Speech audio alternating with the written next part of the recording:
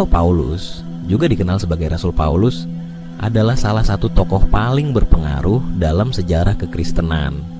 Lahir dengan nama Saulus di Tarsus, ia awalnya adalah seorang penganiaya orang Kristen sebelum mengalami pertobatan dramatis dan menjadi salah satu penyebar utama ajaran Yesus Kristus. Tulisan-tulisannya dalam Perjanjian Baru memiliki dampak yang besar terhadap teologi dan doktrin gereja.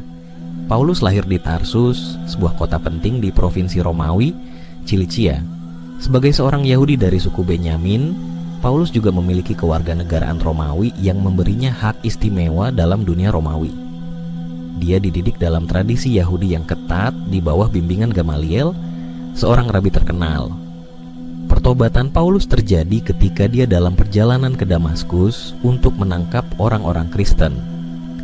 Menurut Kisah Para Rasul, dia mengalami penglihatan Yesus Kristus yang mengubah hidupnya. Setelah itu, ia dibaptis dan mulai memberitakan Injil. Misi dan perjalanan Paulus melakukan beberapa perjalanan misionaris yang membawanya ke berbagai bagian kekaisaran Romawi. Dia mendirikan banyak jemaat di Asia Kecil, Yunani, dan wilayah lainnya. Surat-suratnya kepada jemaat-jemaat ini, yang dikenal sebagai Epistola Paulus, menjadi bagian integral dari Perjanjian Baru. Dalam perjalanan pertamanya, Paulus bersama Barnabas mengunjungi Siprus dan beberapa kota di Asia Kecil. Di sini mereka mengajarkan bahwa keselamatan datang melalui iman kepada Yesus Kristus, bukan melalui hukum Yahudi. Dalam perjalanan kedua, Paulus bersama Silas mengunjungi Makedonia dan Yunani. Di Athena, Paulus memberikan pidato terkenal di Areopagus, di mana ia mencoba menghubungkan iman Kristen dengan filsafat Yunani. Perjalanan ketiga Paulus berfokus pada penguatan jemaat-jemaat yang sudah ada dan mengatasi berbagai masalah doktrinal dan moral yang muncul. Di Efesus, ia menghabiskan waktu yang cukup lama untuk mengajar dan melakukan mukjizat. Tulisan Paulus mencakup beberapa surat yang ditujukan kepada jemaat-jemaat tertentu seperti Roma, Korintus, Galatia, dan Efesus. Surat-surat ini membahas berbagai isu teologis, etis, dan praktis yang dihadapi oleh orang-orang Kristen. Salah satu doktrin utama Paulus adalah justifikasi oleh iman. Dalam suratnya kepada jemaat di Roma, Paulus menyatakan bahwa manusia dibenarkan oleh iman, bukan oleh perbuatan hukum. Paulus juga membahas peranan hukum dalam kehidupan orang Kristen. Dia menekankan bahwa hukum adalah pendamping yang membawa orang kepada Kristus.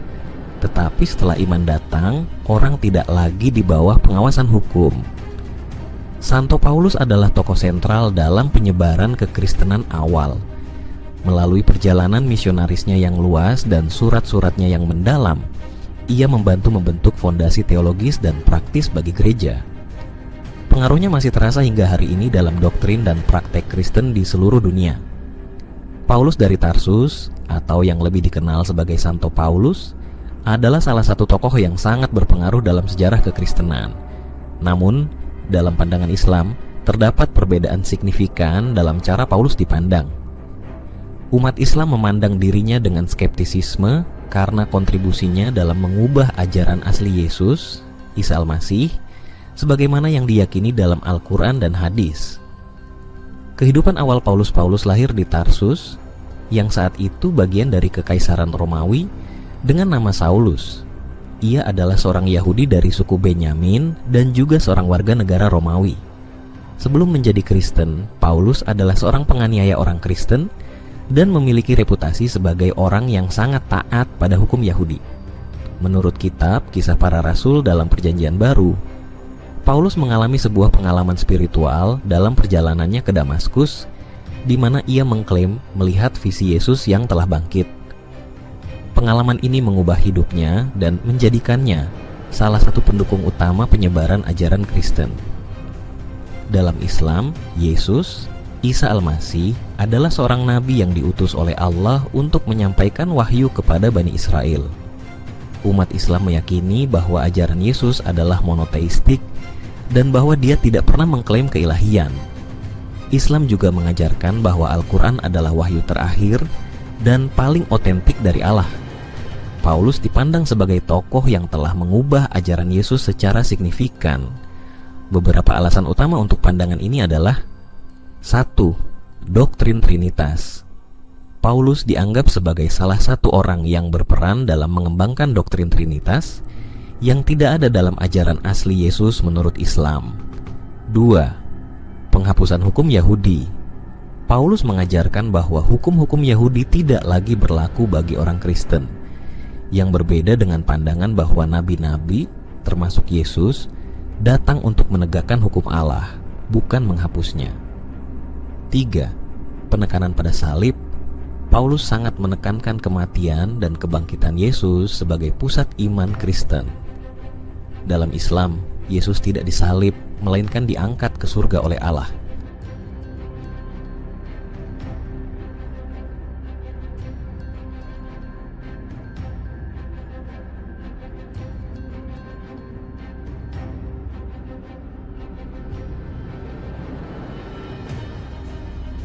Pengaruh Paulus. Meski dalam pandangan Islam kontribusi Paulus terhadap perubahan ajaran Yesus dipandang skeptis, tidak dapat disangkal bahwa ia memiliki pengaruh besar dalam penyebaran kekristenan. Surat-suratnya dalam Perjanjian Baru memainkan peran penting dalam teologi Kristen dan pembentukan doktrin gereja. Menurut sejarah, tokoh Paulus alias Saulus ini muncul kira-kira tahun 38 Masehi. Ada pula yang mengatakan tahun 80 Masehi, tetapi kira-kira yang jelas ia ada hidup di zaman Yesus. Paling tidak ia seangkatan dengan murid-murid Yesus. Paulus adalah anak didik Gamaliel, seorang guru yang termasyhur, ahli Taurat dan falsafah. Ibu Paulus adalah orang Yunani dan ayahnya orang Yahudi, sehingga pelajaran agama yang diperolehnya adalah gabungan daripada kepercayaan Yahweh dan Helenisme. Dari percampuran darah Yahudi dan Yunani, yaitu darah pandai dan darah berpikir. Kita mengetahui bukan bahwa orang-orang Yahudi terkenal kepandaian dan penemuan-penemuan ilmiahnya, dan Yunani kita kenal pula telah melahirkan tokoh-tokoh falsafah yang terkenal. Terdorong oleh ibunya lah barangkali, makanya ia berkeras hati ingin mengabarkan Injil kepada orang-orang Gerika, dan terdorong oleh kebenciannya kepada sang ayah yang menurut penyelidikan sejarah tidak pernah mencintai Paulus, maka ia sangat memusuhi ayahnya, bahkan bangsa dan agama ayahnya, Yesus atau Nabi Isa. Merupakan nabi yang diturunkan Allah kepada Bani Israel. Tugasnya adalah untuk menyelamatkan Bani Israel dari kesesatan yang telah lama dilakukan kaum tersebut. Allah masih menyayangi kaum Musa ini dan menurunkan satu nabi lagi khusus untuk mereka. Nabi Isa mengaku jika dirinya diutus Allah hanya untuk kaumnya saja, Bani Israel, dan bukan untuk umat manusia seluruh dunia. Di dalam Injil sendiri ada peristiwa di mana Yesus menolak seorang wanita Kanaan, Palestina, yang meminta anaknya disembuhkan dari kemasukan setan. Yesus menolak dan mengatakan, "Aku diutus hanya kepada domba-domba yang hilang dari umat Israel." Matius 15 ayat 24. Yesus sendiri menolong perempuan itu juga, namun tidak menyuruh perempuan itu untuk pindah keyakinan. Penegasan itu juga nampak dari pesan Yesus kepada para muridnya, yang mewanti-wanti mereka untuk tidak menyebarkan ajarannya kepada orang selain dari Bani Israel. Ke-12 murid itu diutus oleh Yesus dan ia berpesan kepada mereka, "Janganlah kamu menyimpang ke jalan bangsa lain atau masuk ke dalam kota orang Samaria, melainkan pergilah kepada domba-domba yang hilang dari umat Israel." Matius 10 ayat 5-6. Telah jelas bahwa Yesus menegaskan dirinya hanya untuk Bani Israel. Namun para misionaris mengklaim bahwa hal itu hanya berlaku sebelum kebangkitan. Setelah dibangkitkan, maka misinya untuk umat manusia seluruh dunia. Perubahan mendasar ini berangkat dari ajaran Paulus, seorang Yahudi dari Tarsus yang mengaku-aku sebagai murid Yesus.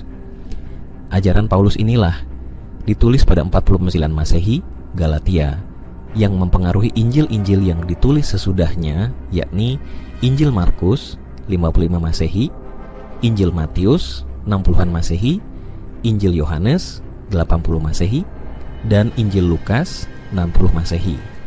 Paulus, Yahudi dari Tarsus, di dalam banyak ayat Injil digambarkan sebagai seorang murid yang banyak tidak patuh pada Yesus. Bahkan Yesus dalam banyak ayat memarahi dia hingga menendangnya. Paulus inilah yang kemudian mengubah ajaran Nabi Isa yang berhaluan paganisme Yahudi. Namun hal ini terjadi tidak terlepas dari kondisi sosial budaya bangsa Yahudi sebelum masa Nabi Isa. Turun, minimal ada 3 kondisi yang bisa kita telaah.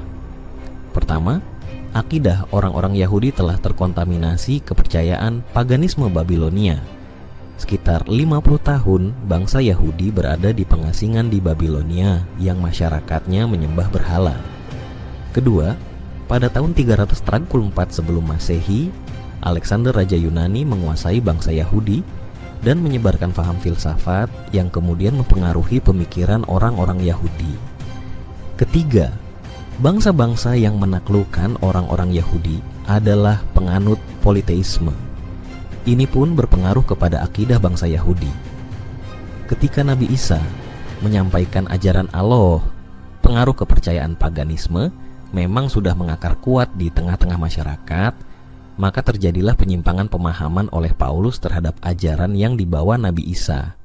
Paulus pun mengklaim bahwa telah bertemu Yesus, Isa, dan diangkat sebagai rasulnya. Ia kemudian mengajarkan ajaran Isa yang telah dicampur adukan dengan filsafat Yunani dan paganisme.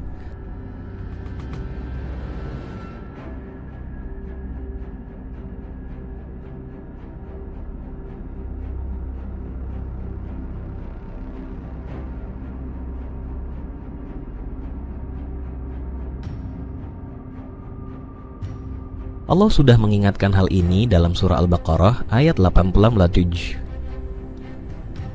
Kuasa mewasa beri, dan sesungguhnya kami telah mendatangkan Alkitab, Taurat kepada Musa, dan kami telah menyusulinya berturut-turut sesudah itu dengan rasul-rasul, dan telah kami berikan bukti-bukti kebenaran, mukjizat kepada Isa putra Maryam, dan kami memperkuatnya dengan Ruhul Kudus.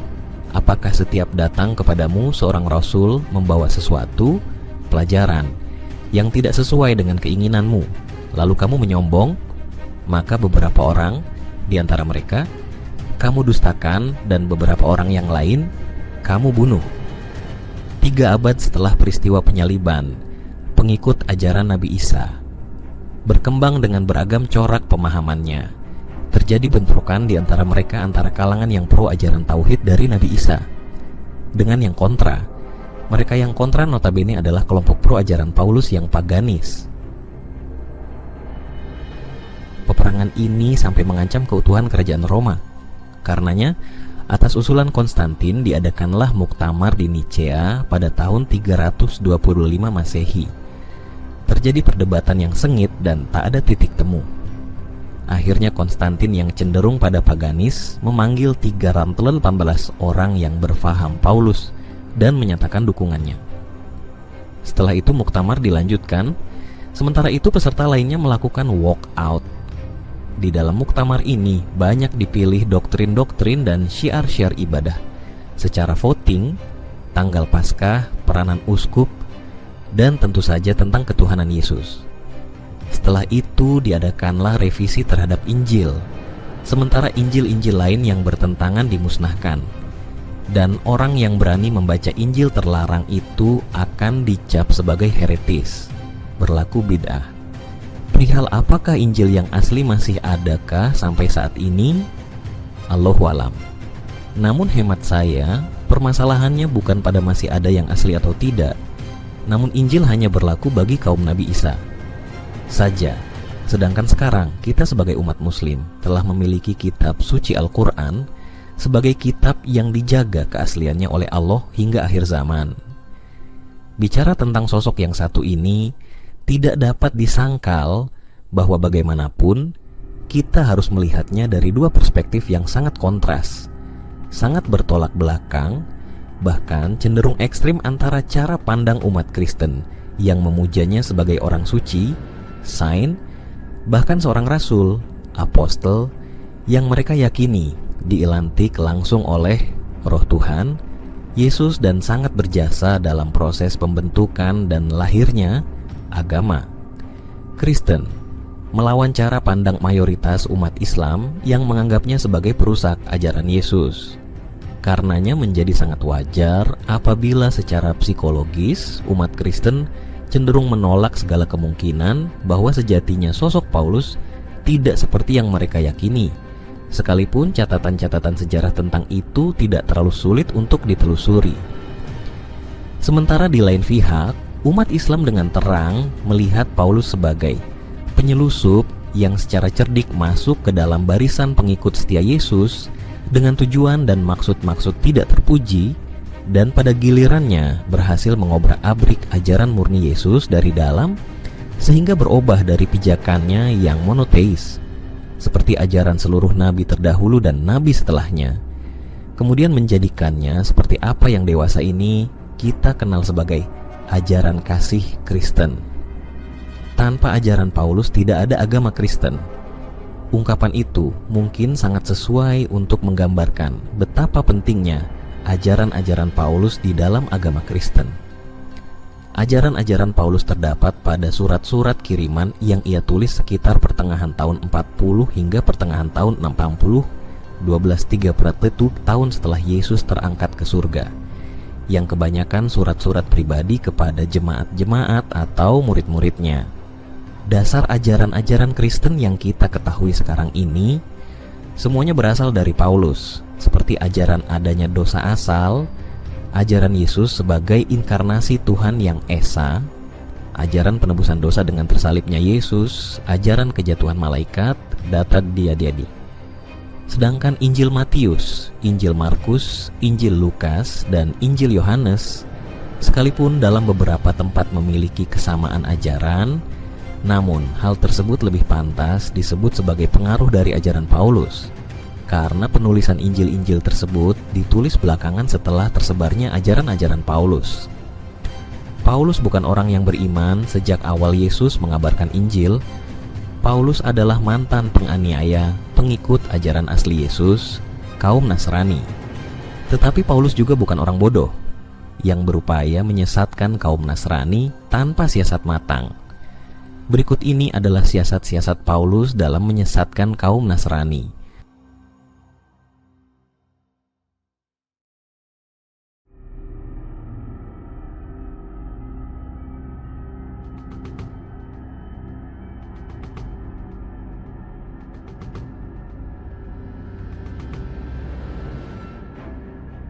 Kita saat ini, baik Anda yang Islam maupun Anda yang Kristen, mengetahui nama Paulus atau Saulus hanya bersumber dari kitab para rasul yang karangan murid Paulus sendiri, Lukas, dan surat-surat kiriman Paulus sendiri.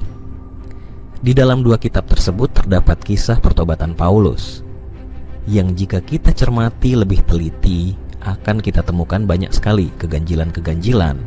Mari kita kaji ayat-ayat yang berhubungan dengan kisah pertobatan Paulus tersebut.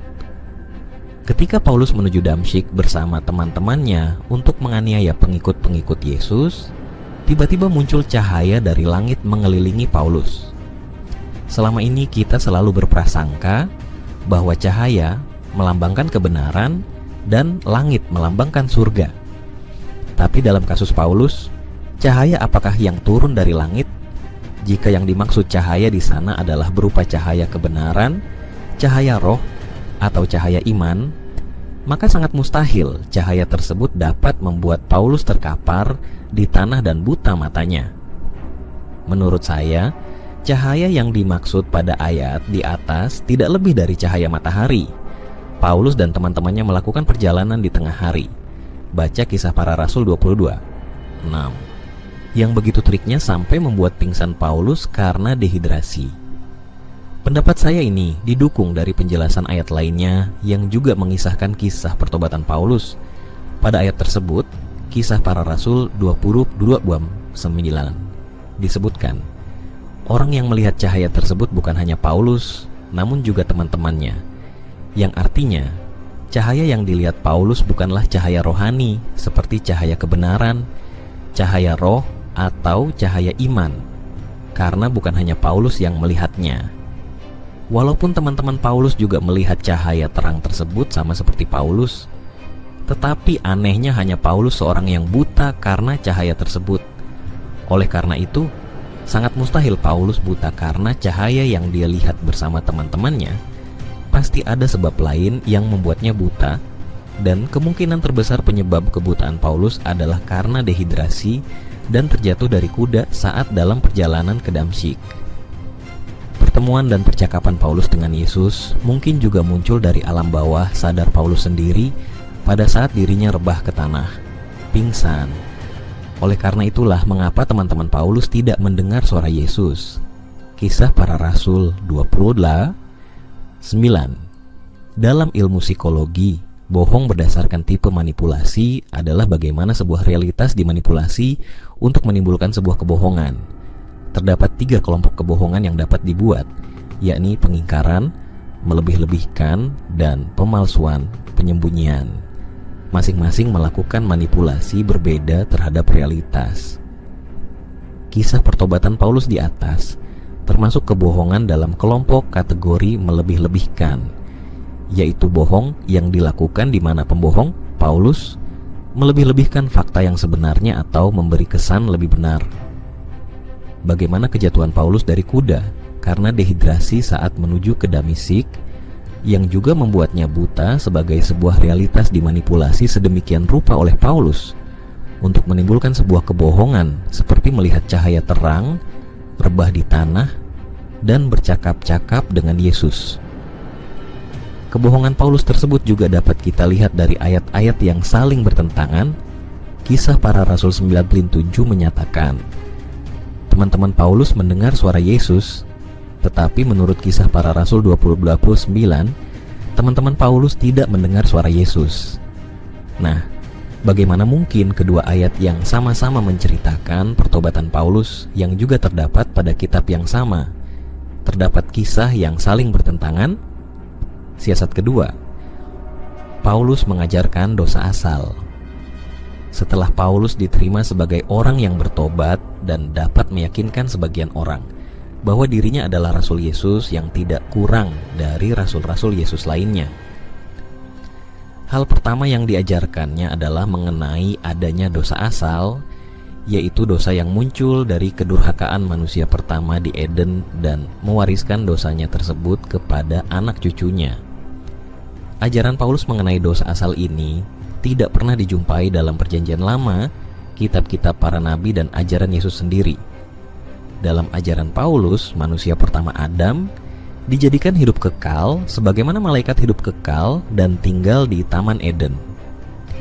Yang membuat Adam kehilangan kekekalan dirinya ialah pelanggaran Adam terhadap larangan memakan buah yang berasal dari pohon yang tumbuh di tengah taman atas bujukan istrinya, Hawa atas bujukan ular. Pelanggaran Adam dan Hawa tersebut tidak hanya berdampak pada diri mereka, namun juga berimbas kepada anak cucu mereka kelak. Dampak dosa Adam inilah yang disebut Paulus sebagai membawa maut atau mati. Walaupun pada kenyataannya, orang-orang Kristen yang konon telah tertebus dosanya dengan disalibnya Yesus tidak pernah dapat hidup kekal atau abadi. Keadaan mereka sama saja dengan orang yang mati karena belum tertebus.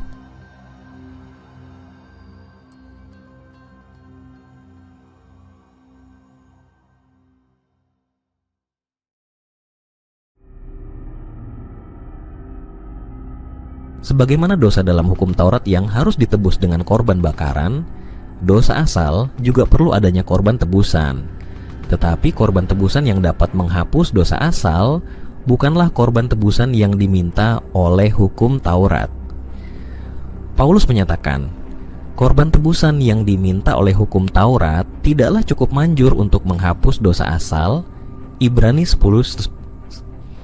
Untuk mengetahui lebih dalam apa dan bagaimana dosa asal, bagi orang-orang yang telah terperdaya oleh omong kosong Paulus, ajaran dosa asal di atas telah menghancur leburkan harapan mereka terhadap sebuah pengampunan.